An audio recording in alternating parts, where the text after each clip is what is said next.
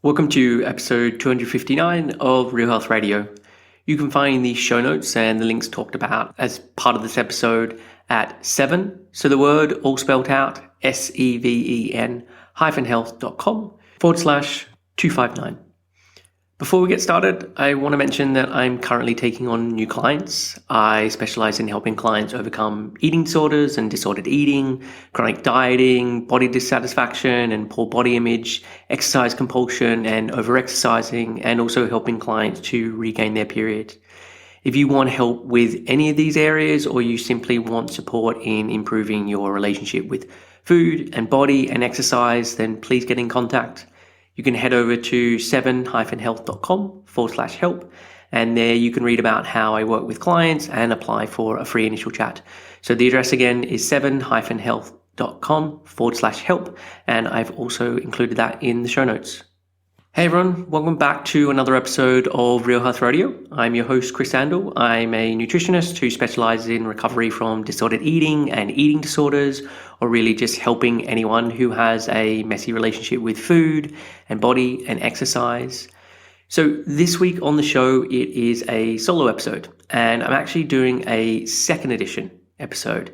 And I haven't done one of these for a while. So for anyone new to the podcast, a second edition is where I go back and update an earlier episode. Much like a book has a second edition update, it's based on new information from research or changes in my perspective. And the episode that is receiving the treatment today is my overeating experiment.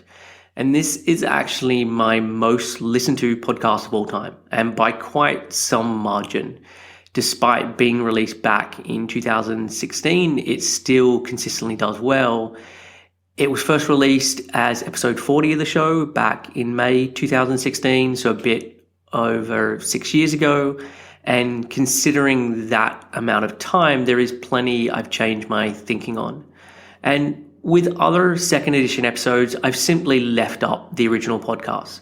But for this one, I'm actually going to be replacing it. So for anyone going to the original episode 40, they're now going to get this updated version. Because otherwise, because of the way that search works, the old episode will be the one that people are mostly going to and will be continuing to listen to, and I don't want that to happen. And a big part of this is because how much I disagree with parts of the content in the original episode. There were sections that talked about weight loss in a way that I would never talk about it now. There were comments about healthy versus unhealthy food in a way that I'd never talk about it now. And so considering how much I disagree with whole sections of the original podcast and that it's the updated version that I want people to listen to, I have now removed that old episode.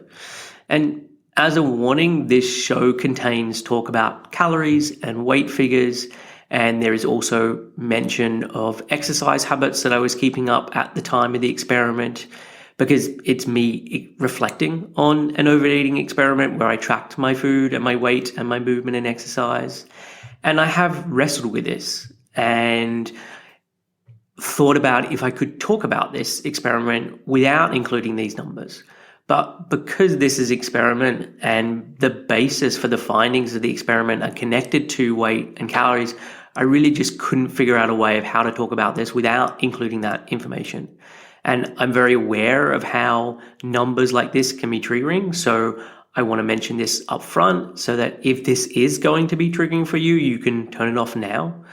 I have stripped back a lot of this compared to how it was in the original episode, and being able to convey what happened but without the unnecessary level of detail from the first edition. And I've actually been wanting to do a second edition of this episode for years. I actually looked back and I created a Word document back in September 2020 when I first attempted to do this second edition, and I'd known even before that for a while that I wanted to do it. But I kept getting stumped with it, and particularly because of the mention of calories and weight and exercise and how triggering I know this can be. But despite this, I do still believe that there is value in me doing this experiment and being able to talk about it, and hopefully this updated version will be of use. So let's get on with it. I don't think it is hyperbole to say that our world is obsessed with weight loss. And if there's one phrase that has been uttered more than any other, it's to eat less and move more. And it's a mantra that's been uttered so many times, it's just become part of our everyday rhetoric. And while calories and exercise can have an impact on someone's weight, it's nowhere near as straightforward as it's made out. And personally, I am someone who has a natural propensity to not put on weight. My weight may move up and down, but this is in a band of a handful of kilos, and it rarely moves out of this band. And this is known as the weight set point, and is actually an idea I explored in much more detail in episode 114 of the podcast, which I'll link to in the show notes. And the weight set point episode came out in March 2018, and I'd also like to do a second edition of it at some point, but you can listen to that. Leading up to the overeating experiment, I was thinking about and reflecting on my own eating. And I tend to think of myself as a big eater, but I started to ask myself if this was really the case. Like, do I have big days or big meals that stick out in my mind, but otherwise my eating is on the lower side? Or do I genuinely eat a lot of food and my weight is just steady? And thankfully, I'm not someone who tracks their calories. And I've done it at certain points in the past, but never for a long period of time. And so it was hard to quantify exactly how much I ate because I never really paid that close attention to it. I'd eaten when I was hungry. I stopped when I was full, at least kind of most of the time. But in terms of actual figures, I really couldn't tell you. And so I decided to set myself a challenge. And this started on the 25th of January, 2016. And for a period of 12 weeks, I was going to eat 3,200 calories a day, every day as a minimum. And if I was hungry, I could eat more, and there would be days where I would see just how much I could fit in if I really tried. And in the end, the experiment only lasted 9 weeks instead of 12 weeks, but I'll explain why when we get to it. So as part of this show, I want to talk about the experiment and how it impacted my weight. I'm then going to use this as a launch pad to talk about our misunderstanding around calories in and calories out, and the move more and eat less, and how it's not as simple as it's all made out to be. So a bit of background on the experiment and why I picked 3,200 calories. So I wanted to go for a figure that was well above my daily requirements, which I'll cover in a bit, but that I could also keep up. And most people can have a big day of eating, and there are probably days in my everyday life where I do hit 4,000 or 4,500 calories. But there's a difference between that in terms of having one big day and then actually keeping this up consistently. And typically, if I've had a big day of eating, the next day I'm not so hungry. Or if I'm on holiday, I can eat lots of food for the first 2 or 3 days, but as time goes on, the novelty drops down, and so does the hunger. And this isn't about guilt or being consciously aware of needing to eat less after eating more. My body just naturally regulates itself. And so while I wanted to challenge myself, I didn't want to back myself into a corner where after a week or two, I just couldn't keep it up. So for about 7 to 10 days before starting the experiment, I started to track my calories, and I tried eating a lot and seeing where my calories would come out. And on those days, I hit around 3,500 calories or above, but it was a real stretch, and it really didn't feel doable to do for an extended amount of time. So when I looked at it, 3,200 felt like it would be a fair bit of work, but I was confident that I would be able to keep it up. And with the idea that this was then the minimum, and I would try to go above this figure. In terms of exercise, as part of the experiment, I kept doing what I was normally doing at the time. And so really I was just wanting to change the eating side of things, but have every other part of my life stay as it was. So my normal exercise at the time of the experiment was walking the dog each day, and that was happening for about 1 to 2 hours. I was also doing a circuits class, which is a 1 hour circuits class, like 1 to 3 times a week, but probably like 1.5 times a week. I had a half marathon trail run booked in for the April of that year, and I started doing some training for that about halfway through. And this consisted of going for a run on a Saturday and on a handful of occasions. And that ranged from about 10K through to a couple of half marathons. And I also played golf, but considering the timing of the experiment and it was starting in the dead of winter, it was really wet and muddy. And so golf didn't really happen at all for the first half of the experiment. And then during the second half, there was probably a handful of rounds. And it's funny looking at all of this now, some 6 years on, like having a child has definitely impacted on my life. And it's been a long time since I've consistently exercised at that level. I still play golf, but I don't go to the gym or do circuits class. Rox, my dog, is now 12 years old and age has really caught up with her. So most days we'll walk for about 10 to 20 minutes, but that's all she's up for. There is no 1 to 2 hours. And this is something that I'm reflecting on now as I look back on this experiment. It's just how different my life looked when I was child-free versus being a parent, and just how much more time I had for myself then. So how did I work out the calorie needs and come up with the daily goal of 3,200? So there are quite detailed ways of doing this in a laboratory where you can work out your exact metabolic rate and other factors would then determine what your calorie demands are. But most people don't do this. They just go online, they put in some figures around their height and their weight and see what the site spits out. And so I therefore chose to do it this way because this is now is how nearly everyone does it. And I wanted to see just how my figures at the end of the experiment would match up with what the online information was suggesting would happen.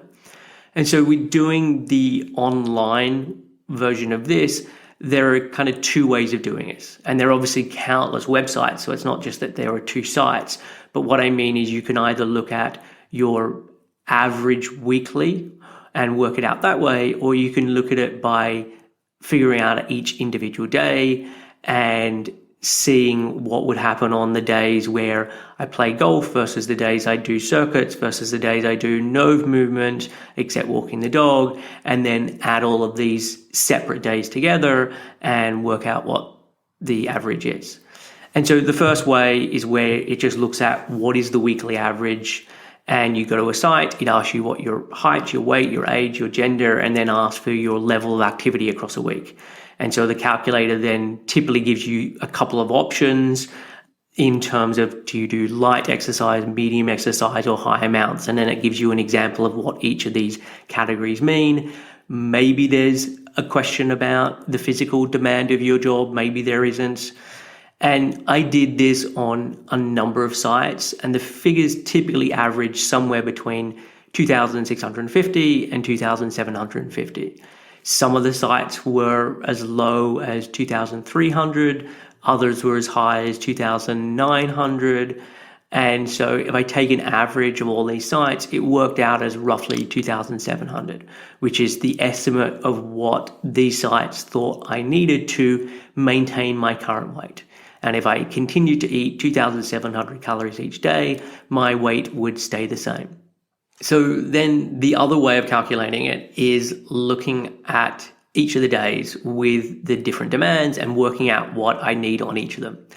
And there's a calculator that I'll link to in the show notes that allows you to do this. It has categories for intense exercise, moderate exercise, light exercise, standing and walking, sitting, and then sleeping.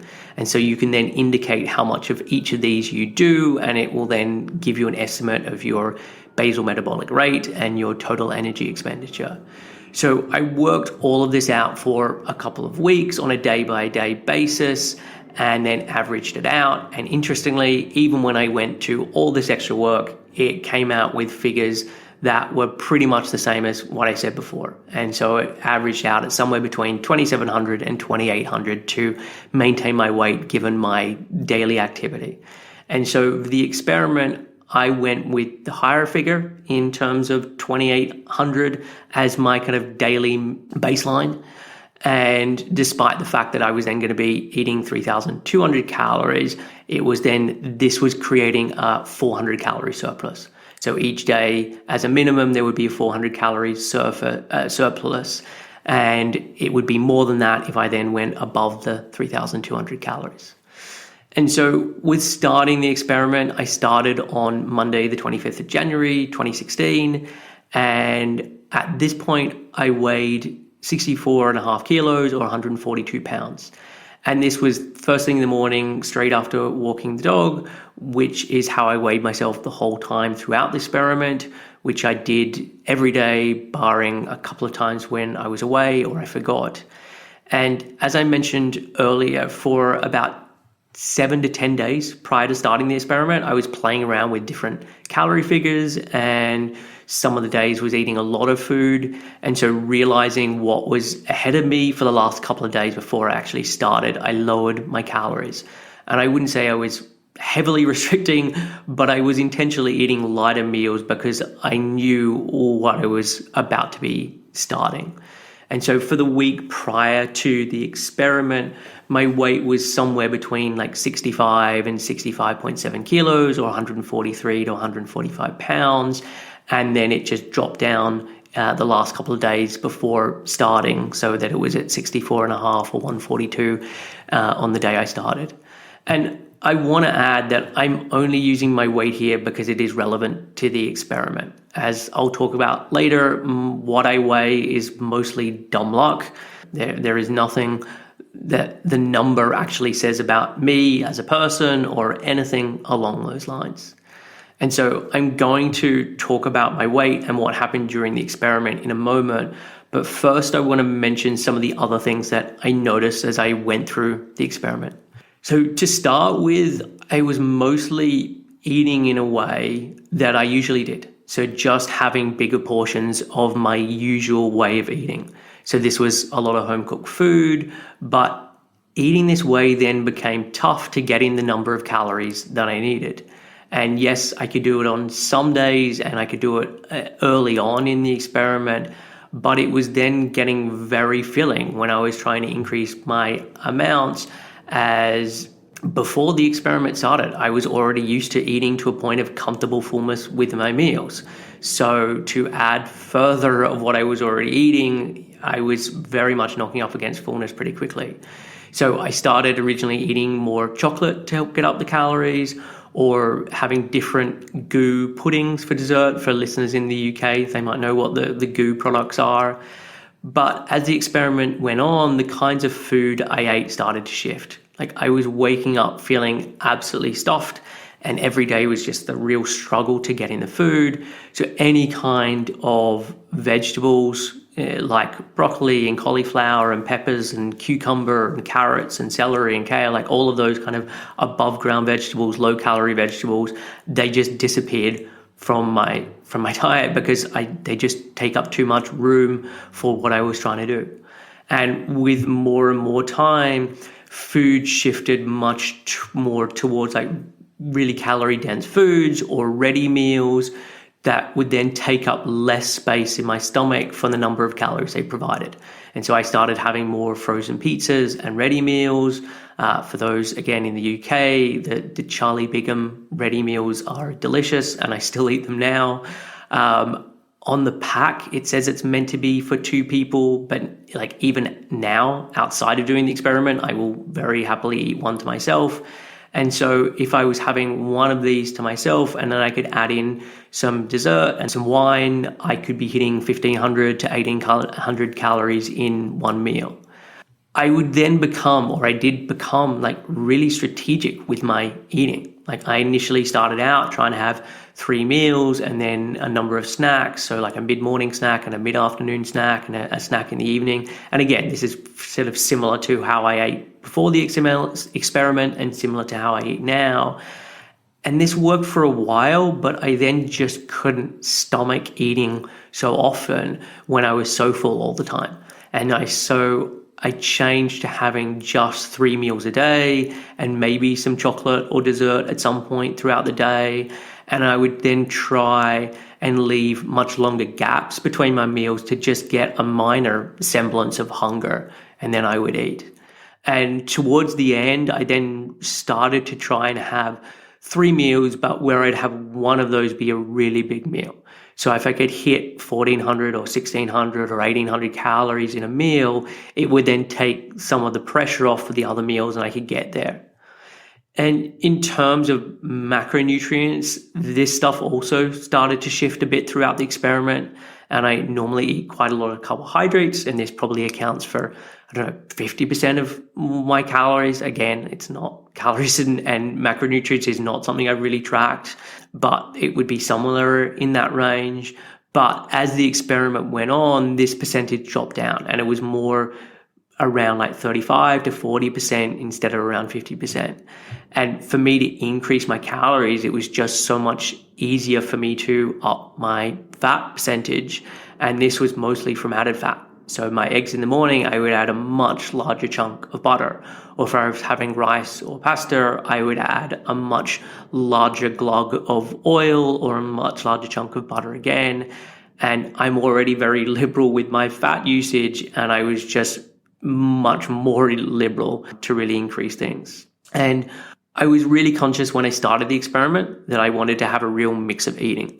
I didn't want the results to be skewed or for people to say the results were skewed because I was eating high carb or I was eating low carb or I was eating high fat or low fat, or that it was because I was eating whole foods. And so really I wanted to eat the whole gamut of foods as part of this experiment. And in fact, on the second last day of the experiment, I went out for breakfast at a cafe and had French toast and with banana and bacon and tons of maple syrup. And then for lunch, I had KFC. And then for dinner, I had McDonald's, and I hit 3,800 calories on that day. I also had to up my water intake. So eating so much food just made me much thirstier and it increased my need for water.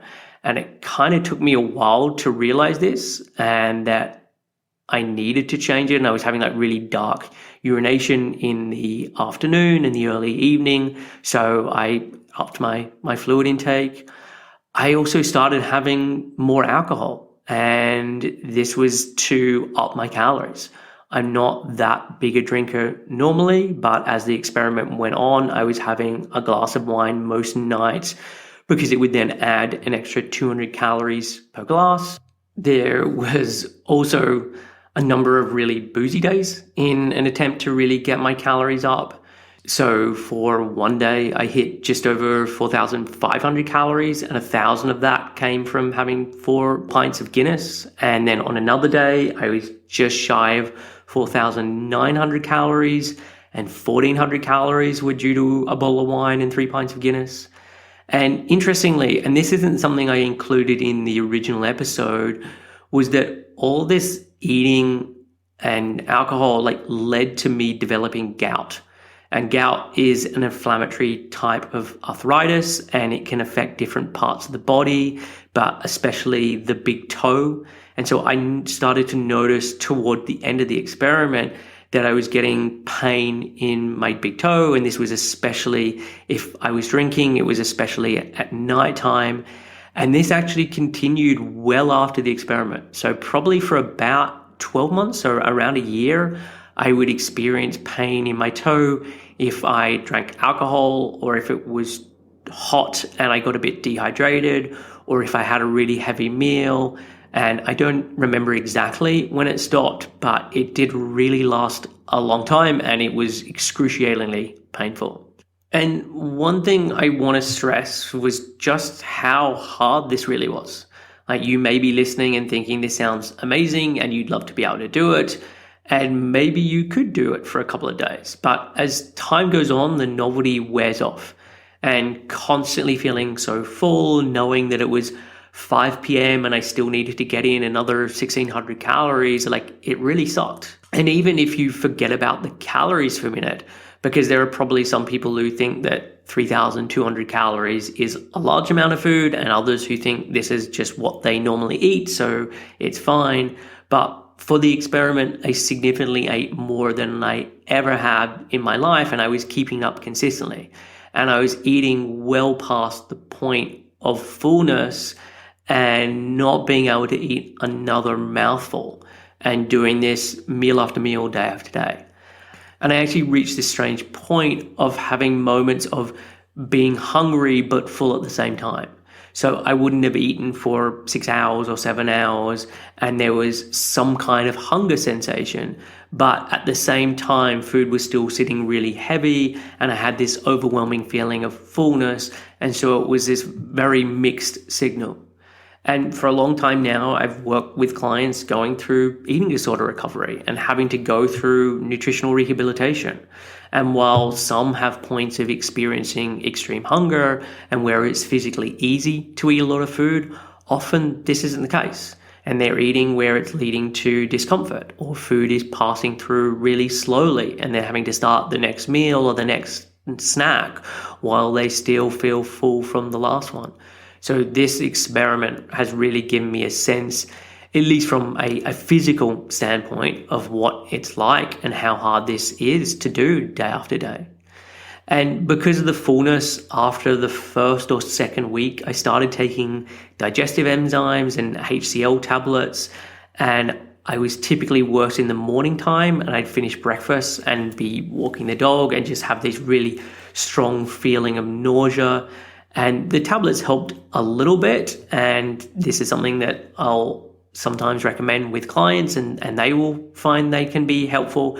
But I think it is probably a bit of an uphill battle considering how much food that I was putting in each day and how much this was having an impact on my digestion. And there's no amount of HCl tablets or enzymes that was able to manage that. And while the overeating experiment was initially meant to last for 12 weeks, in the end, I could only manage 9. And it was about 2 weeks in when I realized just how much it was sucking. And I decided at that point that I would make it 10 weeks instead of 12. But it was then towards the end of the 8th week where I realized I just could not keep it up for another 2 weeks and decided to just do it for 9 weeks. And in terms of changes in symptoms over the experiment, apart from the fullness that I've talked about and the gout that was occurring towards the end, there wasn't huge changes. Like, I was definitely warmer while doing the experiment. I wasn't taking my body temperature, but I was wearing less clothes. The kitchen in the house I was living in at the time was normally pretty cold, which was lovely in the summer, but not so much in the wintertime. But even in the winter when I was doing this experiment, I was finding that I'd be doing the cooking in the morning in bare feet on the cold tile floor and like really enjoying the cooling feeling. My sleep probably wasn't as good throughout the experiment, although there were different things that were going on. So it's hard to say if this was the food or if it was for other reasons. And my sleep was just a little more broken, and there were definitely nights where I would go to bed and it took me a while to fall asleep, but that was because I was just so full and uncomfortable with it. Stools-wise, things probably got a little looser. And while in some sense it felt like things were sitting heavy, were kind of blocked up, in other ways it felt like my transit time really increased and the body was just trying to get things moving along and moving out. And so my frequency also increased. So I was probably going 3 to 5 times a day compared to my usual sort of 2 or 3 times a day. My mood probably wasn't as good throughout the experiment because of the overwhelming feeling of fullness and the knowledge that I had to eat again shortly. And there would be days where I'd be hungry and things were fine, but there'd be other days where I'd be just so full, and that was really tough. And I remember Ali commenting of how much she was looking forward to it being over so I could stop complaining about how full I was feeling. And I definitely had times of feeling irritated or annoyed and just resenting the fact that I had to keep this up, but that wasn't all the time. And so, as I mentioned, I had a goal of hitting 3,200 calories a day. And despite this goal, it didn't happen every day. So normally there would be 1 day a week where I would be under. And towards the end, there were some weeks where I'd be under on 2 of the days. And some days it was just I didn't calculate my last meal before going to bed, and I thought I'd eaten more than I had, only to discover the next day that I was under. But as the experiment went on, the days where I was below was because I was just so stuffed and I just couldn't eat anymore.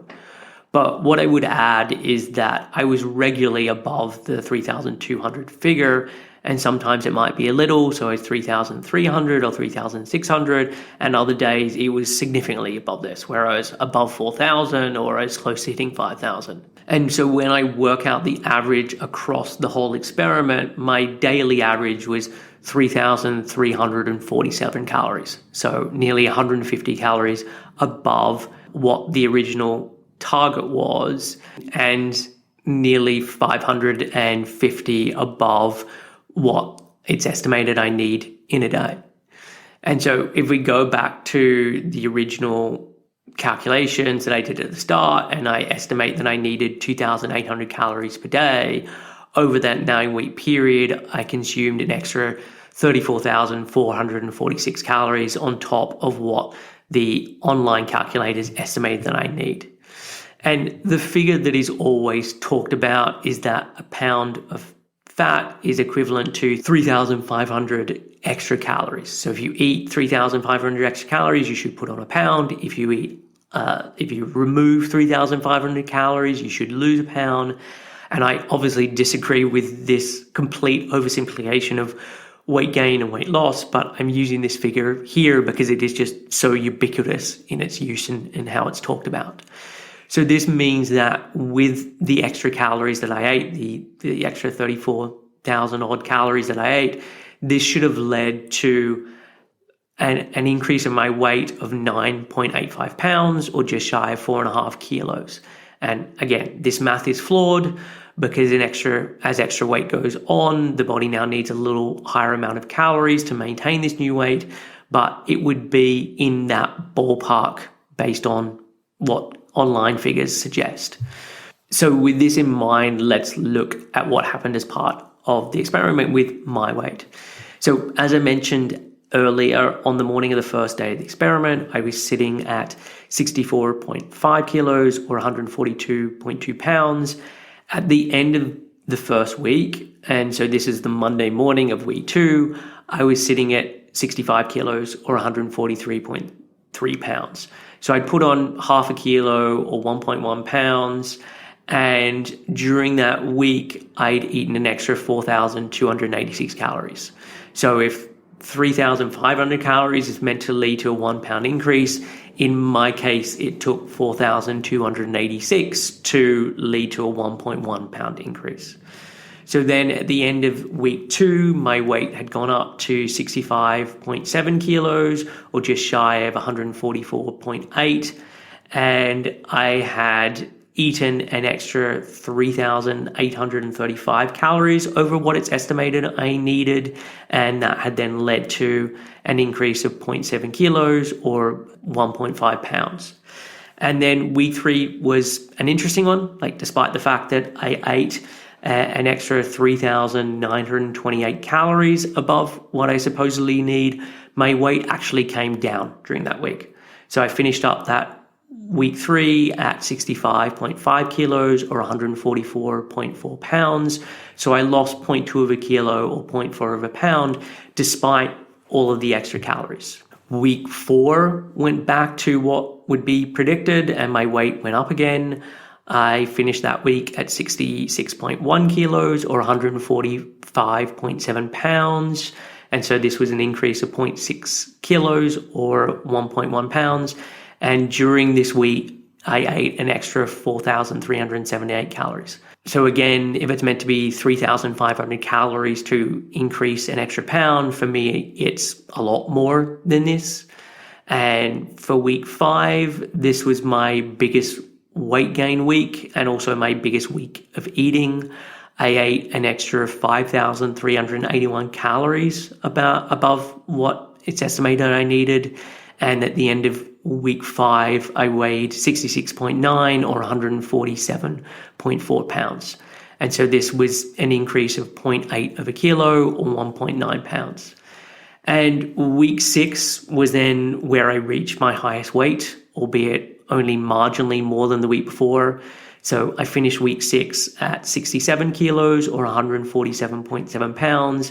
And despite eating an extra 3,959 calories this week, I only put on an extra 0.1 of a kilo or 0.2 of a pound. But from week 7 onwards, despite continuing to eat significantly more than I need and eating to the point of feeling ill, my weight began to drop. And so at the end of week 7, my weight was down to 66.2 kilos or 145.9 pounds. So despite the fact that I'd eaten an extra 3,934 calories on top of what I need, I lost 0.8 of a kilo or 1.8 pounds. And then the last 2 weeks, I really struggled to keep the calories up. It was much more erratic. There were days where I could only manage 2,300 calories because I was so full, although the previous 2 days I'd eaten 3,800 calories. And so I kind of knew that the end was in sight, and I was just doing my best to keep the experiment going. And at the end of week 8, my weight was 66.1 kilos or 145.7 pounds. And so I dropped a tiny amount, coming down 0.1 of a kilo or 0.2 of a pound. And during that week, I had an extra 2,709 calories above what I need. So nowhere near the kind of heady heights of 5,381 calories in week 5, but it's still a lot of food and still a lot more than it suggested I needed. And then at the end of week 9 and the end of the experiment, my weight had come down further. And so I finished up on the final Monday weighing 65.7 kilos or 144.8 pounds. So this was then a further drop over that week of 0.4 of a kilo or 0.9 of a pound. And during that week, I ate an extra 2,586 calories above what it's estimated I needed. And this was the lowest of all the weeks. But again, it was still well above what the estimates are that I need. So after 9 weeks of eating as much as I possibly could, I ended the experiment only 1.2 kilos above, or 1.2 kilos or 2.6 pounds heavier than where I started. So all of that extra 34,446 calories above what I apparently needed only led to a small increase in my weight of 1.2 kilos or 2.6 pounds. And I cannot tell you how pleased I was when it was all over. For the last couple of days prior to it ending, I actually started to fantasize about doing a fast. I didn't do one, and I'm not endorsing or recommending one, but after being so full for so long, this was my mental state and how I felt. And it kind of reminded me of the Minnesota starvation experiment, but in reverse. And so in the Minnesota starvation experiment, the participants started dreaming about cookbooks and about being chefs and restaurant owners. They spent their time reading cookbooks and staying up till 5 a.m, flipping through these things, and was just wanted to get their hands on anything relating to food. But because I'd been full for so long, I started having the opposite fantasy of just not eating. And I've actually done 3 podcast episodes on the Minnesota starvation experiment, and the most recent one was a 2nd edition. And so I will link to those in the show notes. And if you haven't heard about this experiment before, or you've heard about it but you don't know a lot of the details, then I would highly suggest checking it out. So for the first couple of days after the experiment, my eating was pretty light. It was more salads, it was more vegetables, it was more all the foods that I had been avoiding because they had just been too low calorie for the experiment. And it actually took a little while for my hunger gauge to come back. Like, as I mentioned earlier, I regularly had this feeling of fullness and hunger at the same time, or fullness all the time with small moments of noticing something resembling hunger. And so now that I didn't have to override this feeling to get my calories up, it left me in this sort of weird limbo land. And it probably took about 2 or maybe 3 weeks for this to fully disappear. And this was after only doing an experiment for 9 weeks. And I think this is really interesting to remember, and especially given the clients that I work with who struggle with interoceptive awareness and hearing feedback from their body connected to hunger and fullness and satisfaction and those kind of feedback. But this comes for them from a place of dieting and restriction and possibly followed by binging and purging. And rather than this being something that's occurred for a matter of weeks, this has gone on for years or even decades. And possibly since the age of 6 or 7, they've been restricting their food and ignoring hunger signals. And so when someone is then suggested to just tune into their body signals and their interoceptive awareness, the response, rather unsurprisingly, is that I just have no idea what it is saying. And I totally get this. Like, if I can experience after a short amount of time, in 9 weeks, that this feedback starts to get a little bit blurry and hard to recognize, then of course they're going to experience this, as for a large percentage of their adult life and even their child life, they have been dieting or restricting and doing things that has ignored the connection with the feedback from the body. But as I experienced, it does go away. And for these clients, it's not going to be in 2 or 3 weeks, but it is a learnable skill. And with enough time and the body getting into a different state, it does come back. I was also pretty surprised at how the experiment started to affect my body image and my thought about weight. And this was actually more of an issue when the experiment was over more than anything. So the week after I stopped the experiment, my weight started to come down, which is no real surprise.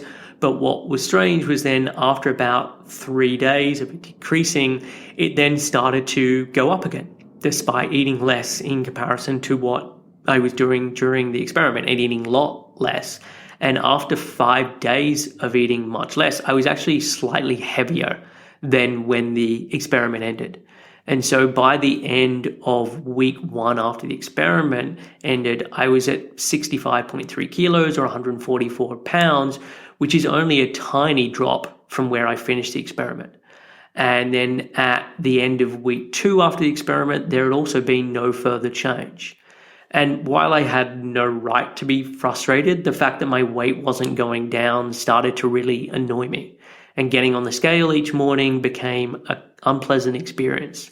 And I am someone who has good body image and realizes that the difference between my weight at the start of the experiment and at the end of the experiment made absolutely no difference to my health or to my appearance.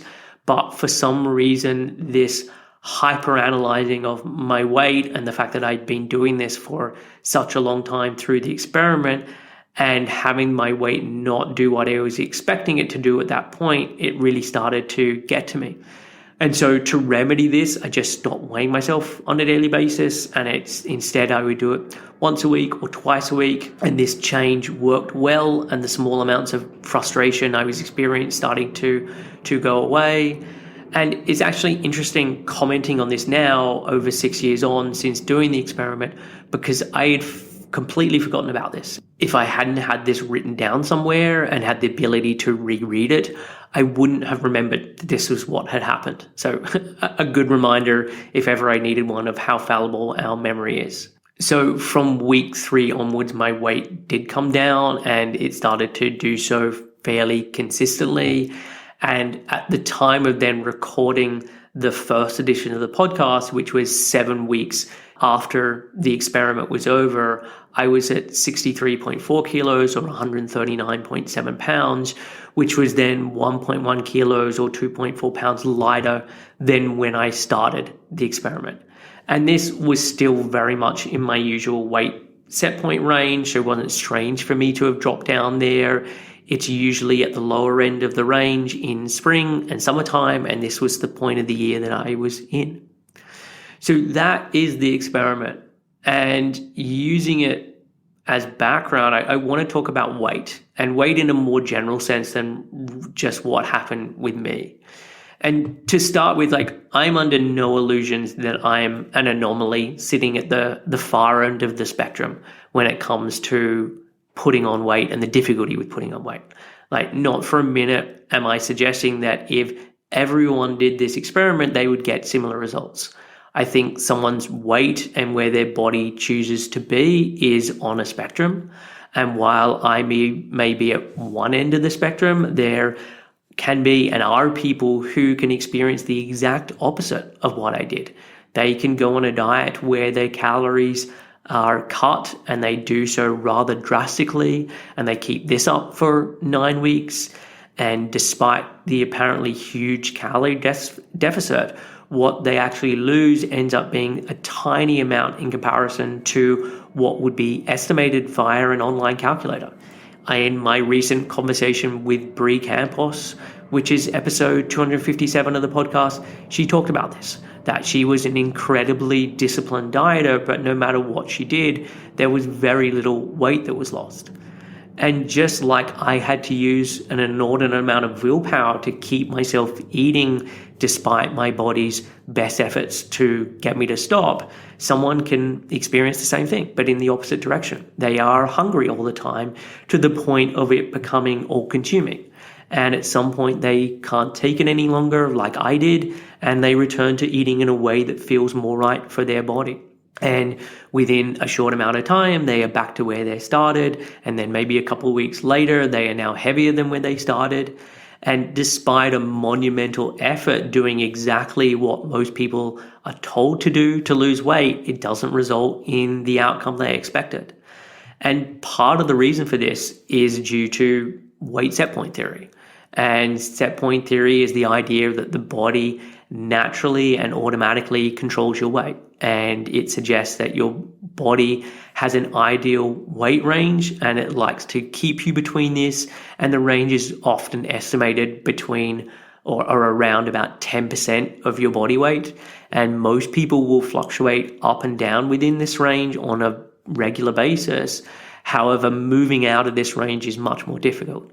And again, this is something I covered in real detail in my podcast on this, and it's episode 114. And this range changes over time. Where your body wants to be is different when you're a child versus while going through puberty versus as an adult, then going through menopause, then in old age. And I think this change is important to remember. Because as I talked about in my podcast with Fiona Willer, which is episode 225, during puberty, we have a growth spurt and we have a height spurt, but those don't necessarily happen at the same time.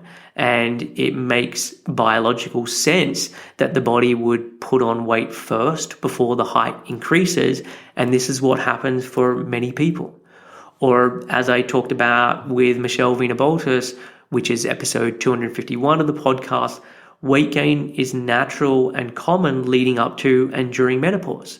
And this isn't something to be feared or guarded against, but is a natural biological process.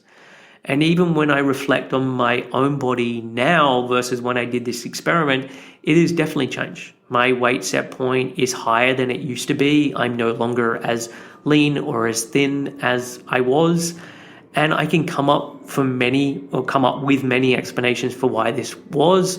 I commented earlier that I don't do as much exercise as I used to. I now have a child and have to deal with all the joys and challenges that this brings up. And we haven't had an easy time in parenthood, although I'm well aware that no one does, but it does feel like we've been at the more challenging end of things. Ali has had many health challenges throughout this time. We've had financial challenges. We've worked with therapists for ourselves, for our son. Life is simply much more complicated than it used to be. And so it could be easy to chalk my change in set point up to all of this. But the reality is, I don't know. Maybe this was going to happen at this stage of life, and these events are simply correlated with this and aren't actually causative. And all I know is that my weight set point is higher now than it was 6 years ago, and that is completely okay.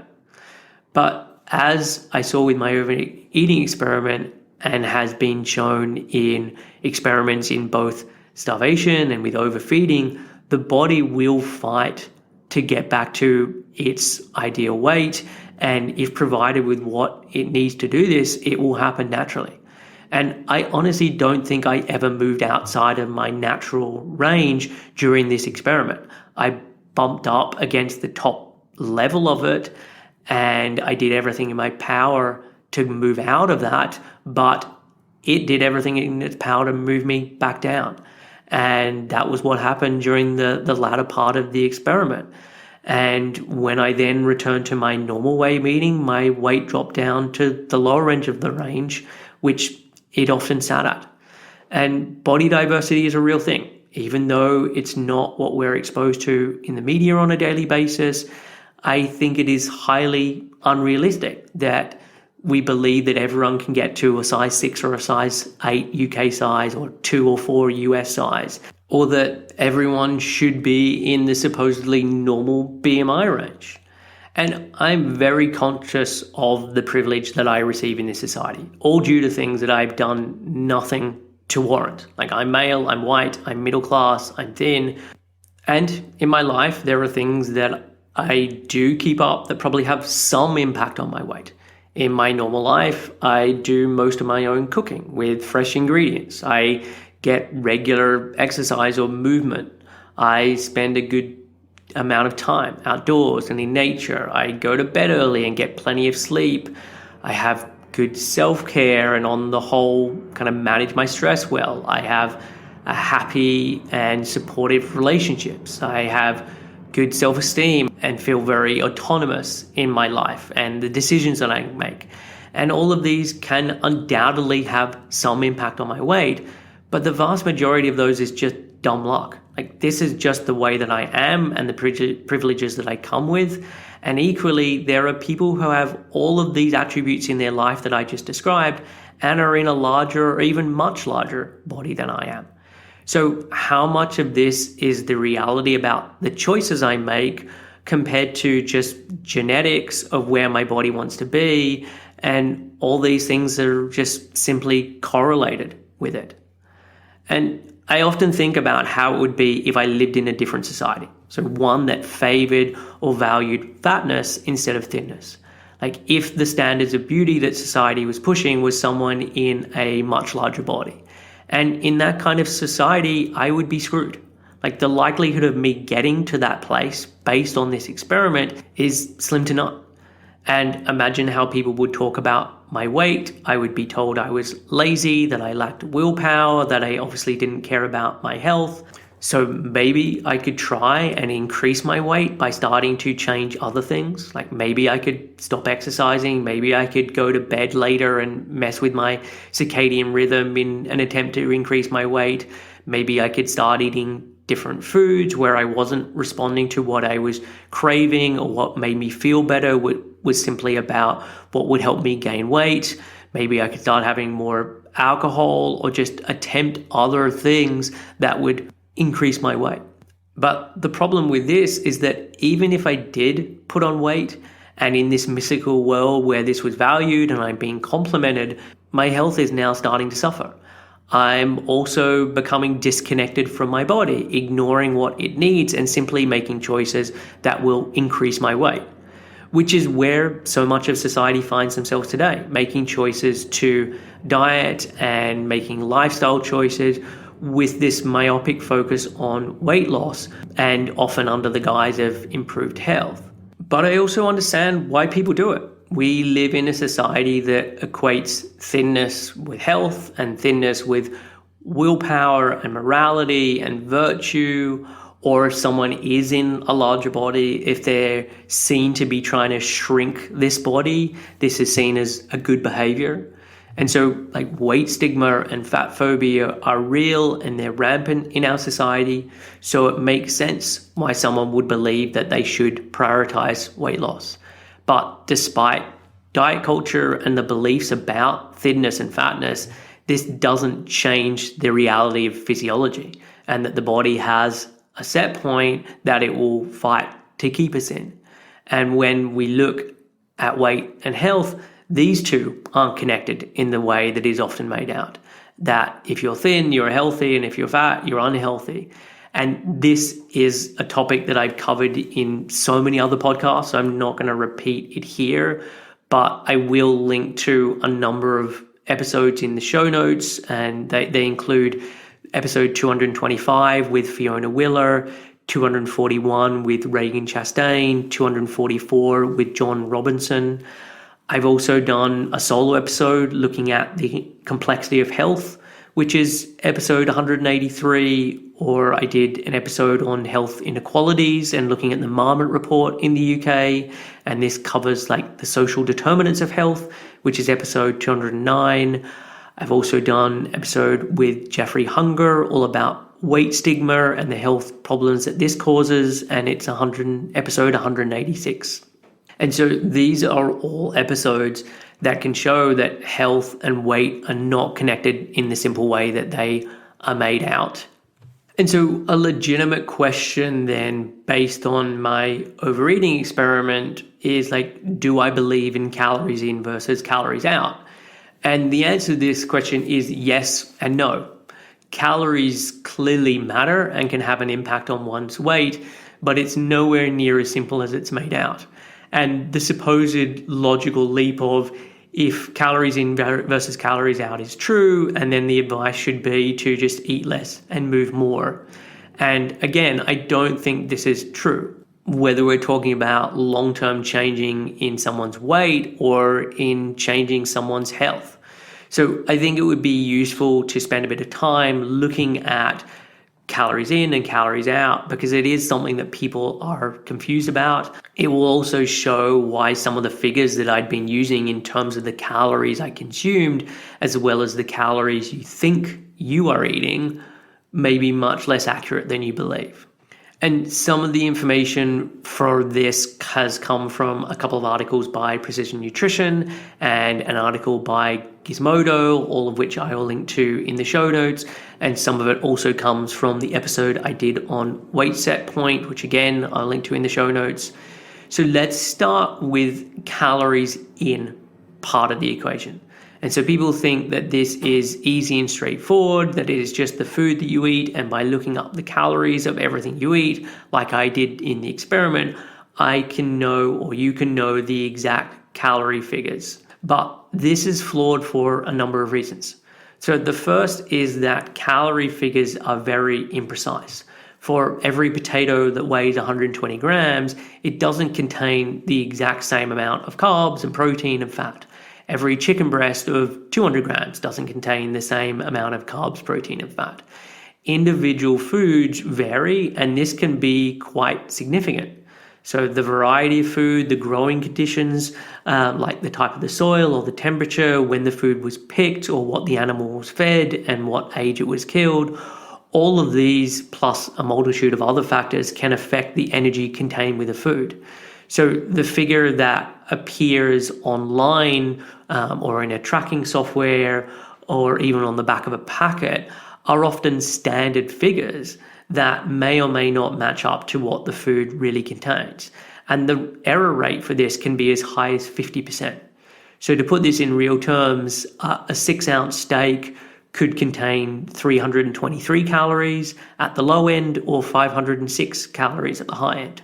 Or a large sweet potato could contain 231 calories at the low end or 705 calories at the high end. The Gizmodo article does a great job at explaining the history of all this stuff and how we came to these standardized numbers, which I at least found interesting.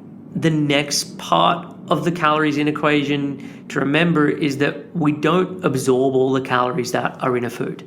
So some of this can come down to the individual and things like stomach acidity or the level of different enzymes, so pancreatic enzymes or gut bacteria. And some of it's down to the fact that no matter how good someone's digestion is, part of the food they are consuming is just not going to be digested. And some of this is fiber and some of this is just the hardness of the food. So for example, with things like nuts.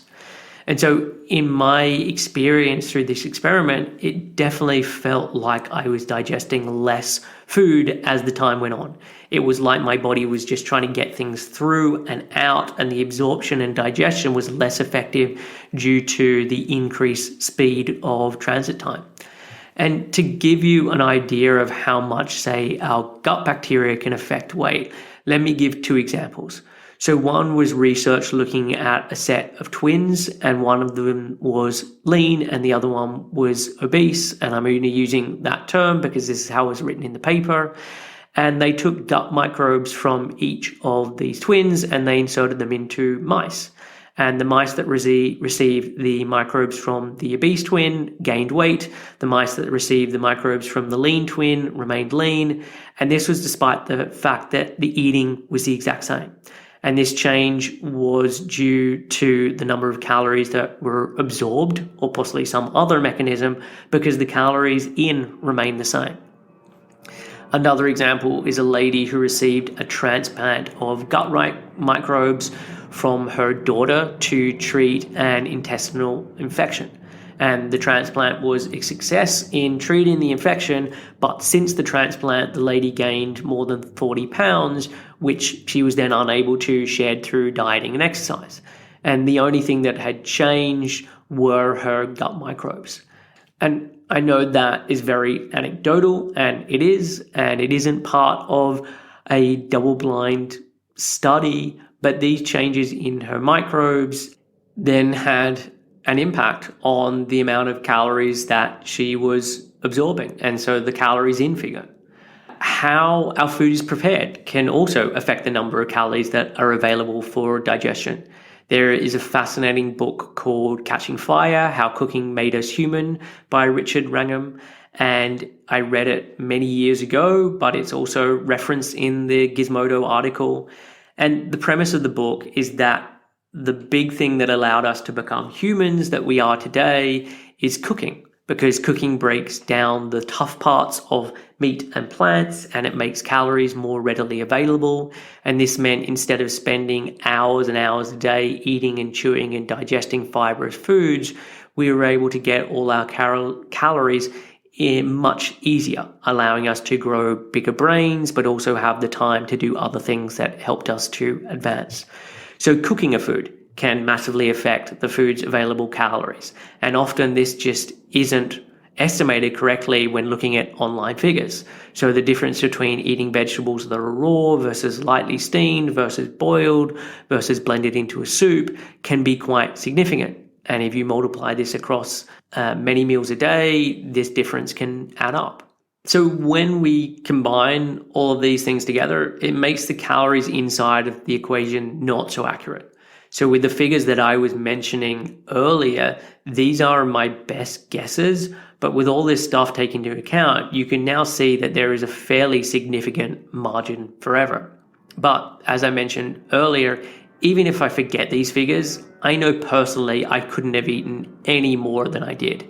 And so even if I have wildly overestimated, this also means that my body reaches its state of fullness much sooner, meaning that my ability to maintain the weight that I do isn't because of willpower, but because of my body's inbuilt functionality that tells me to stop eating. So now I've poked some holes in the calories inside of things. Let's have a look at the calories outside. And when people think about calories out of the equation, they really just think about exercise, but exercise is only part of it. So the first part of the calories out figure is resting metabolic rate. And this is what your body uses each day, maintaining your basic bodily functions, such as breathing, circulating blood, and growing and repairing cells. I often describe this with people as what you would need if you were in a coma.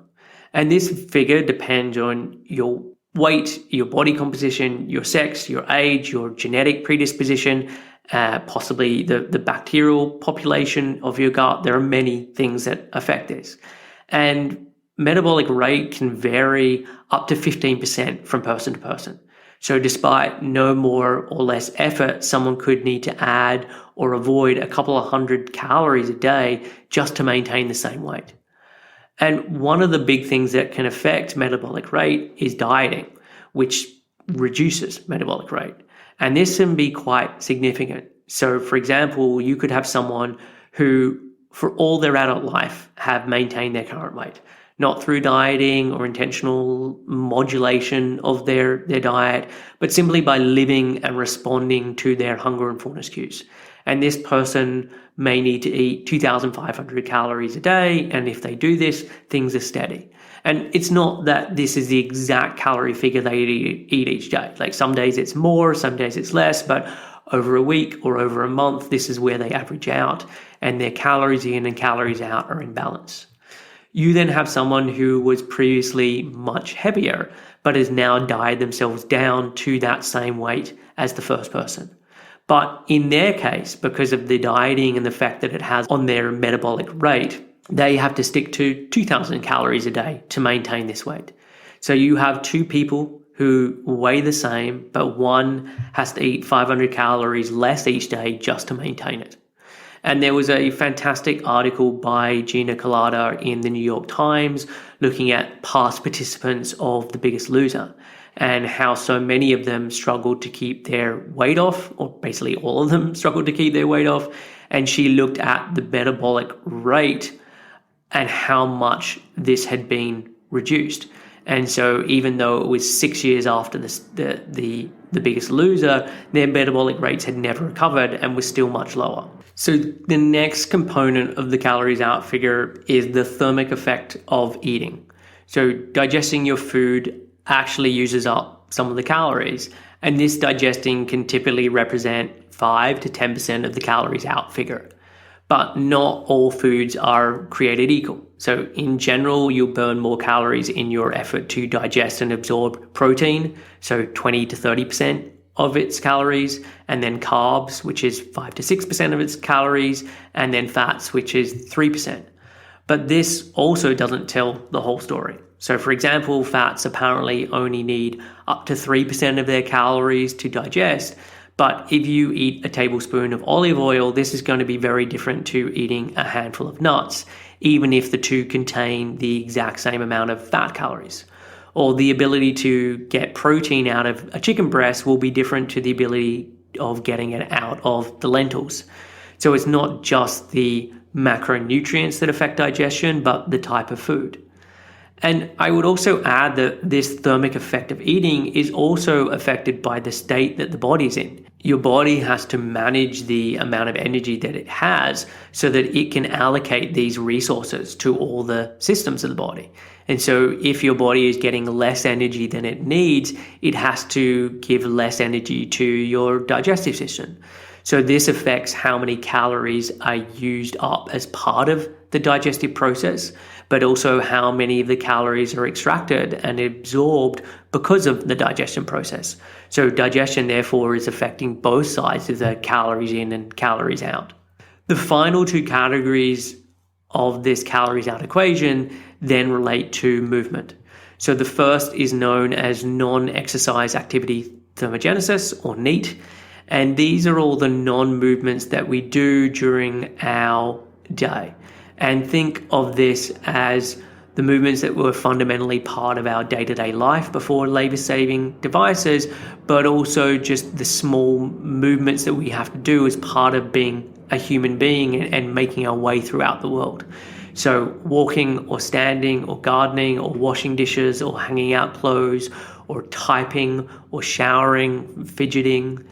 And obviously, some of the NEAT is connected to how we intentionally spend our time. So do we spend our time gardening or typing or whatever? But much of it, like fidgeting, is connected to genetics and someone's propensity to do this.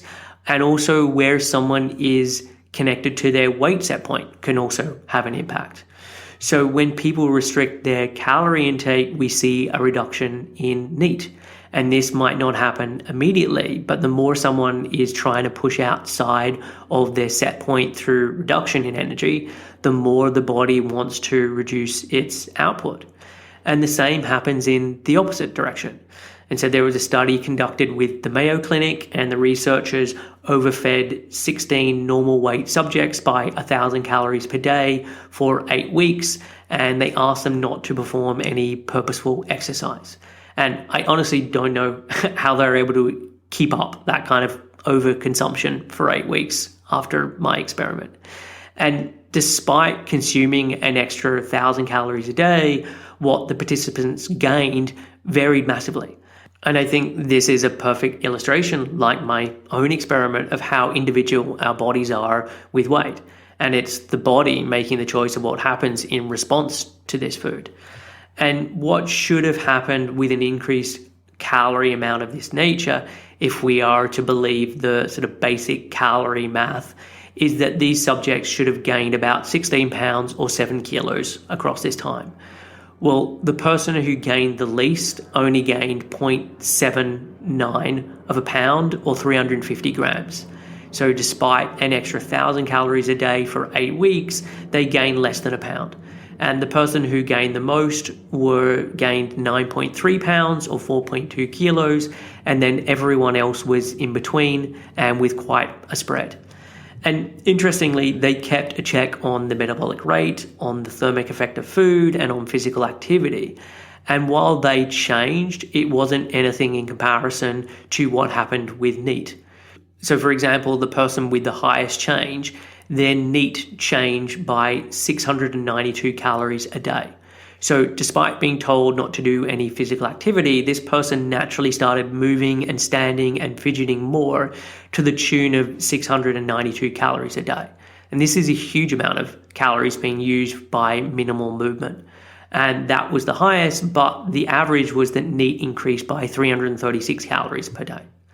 And this movement, whether we're talking about NEAT increasing or decreasing, is largely subconscious. This person isn't actually thinking, I need to move more, I need to move less. This just starts happening. And the final realm of calories out is then physical activity.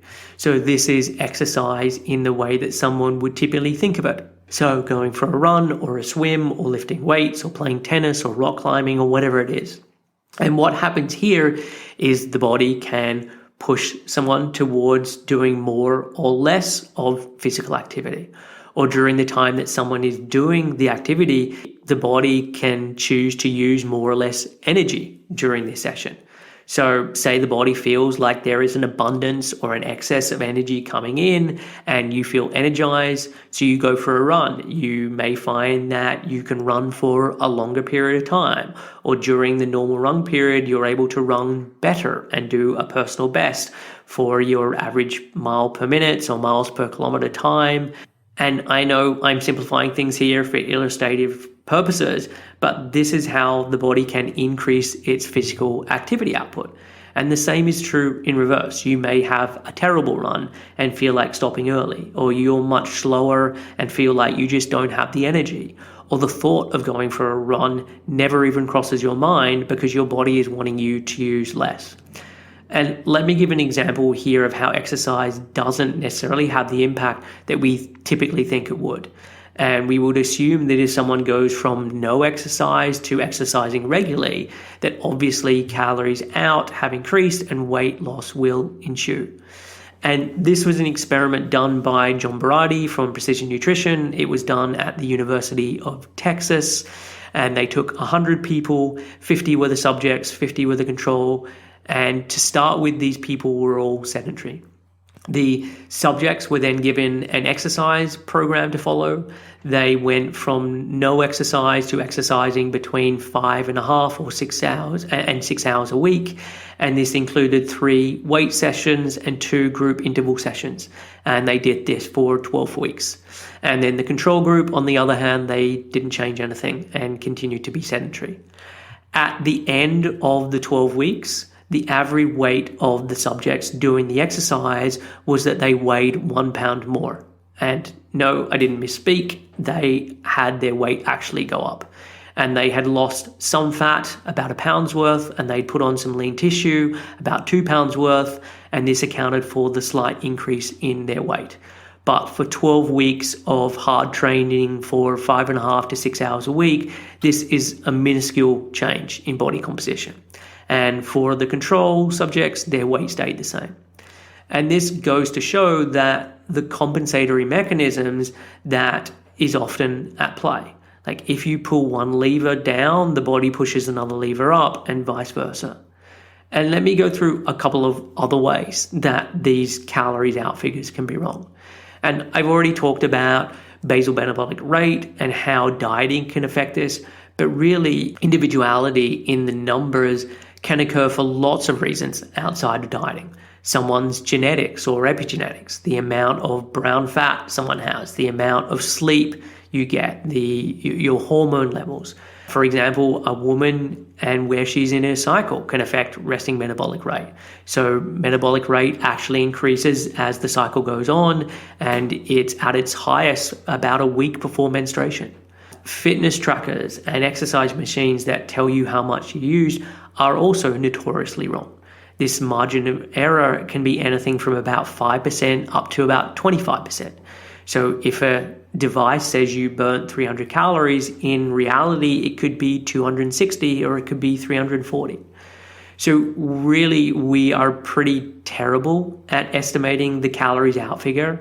And even if we do think we're getting it right, the body then changes other parts of the calories out equation or other parts of the calories in equation, all to help maintain the weight within the current band that it is prioritizing.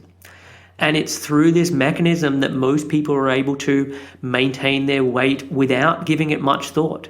It's not because they're eating the exact amount of calories each day.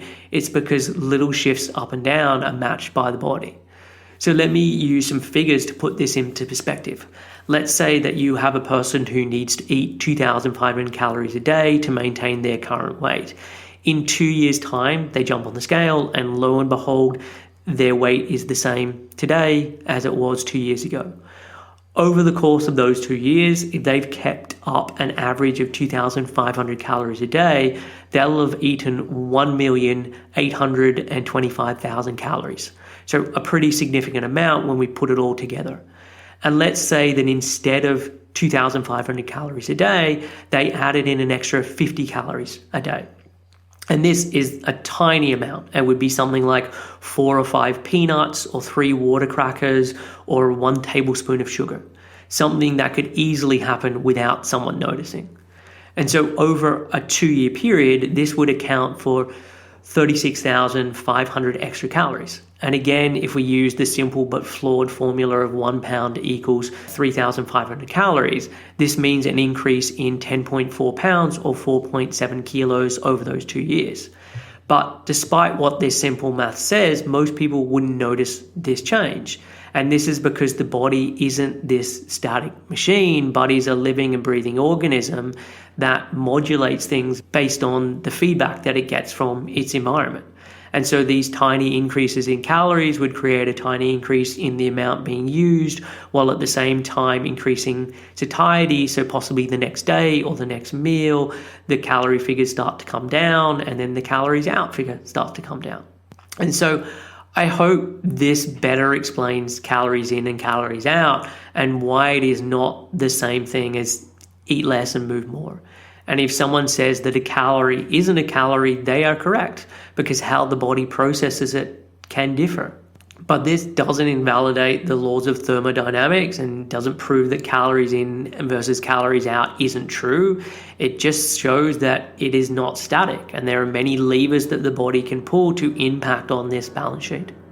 So that is the end of this second edition of the podcast. I hope that you have found it useful and informative. A lot has changed in the last 6 years or so since I did the experiment, which is why I wanted to do this update.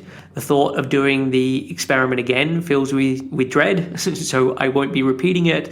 But I'm really glad that I did do the experiment and that I learned a lot from it.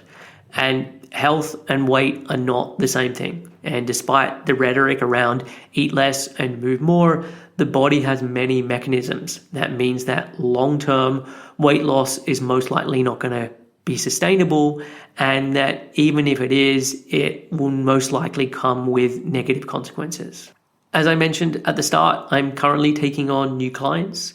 If you want help with an eating disorder or disordered eating, chronic dieting, body image, exercise compulsion, getting your period back, or any of the other topics I cover as part of this show, then please reach out. You can head over to 7-health.com/help for more information. I'm heading up to Scotland next week, so it will be a rebroadcast episode, but I'll be back with another new episode after that. Take care, and I will catch you then.